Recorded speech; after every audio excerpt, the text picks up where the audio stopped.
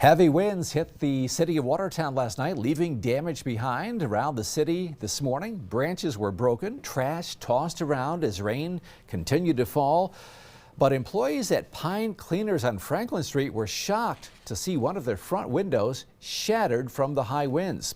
As of this morning, the store remained open, everybody okay, but employees were noticing less business than usual.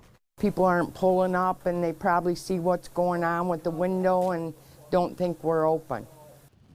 Business owners said they don't know for sure when the window will get fixed.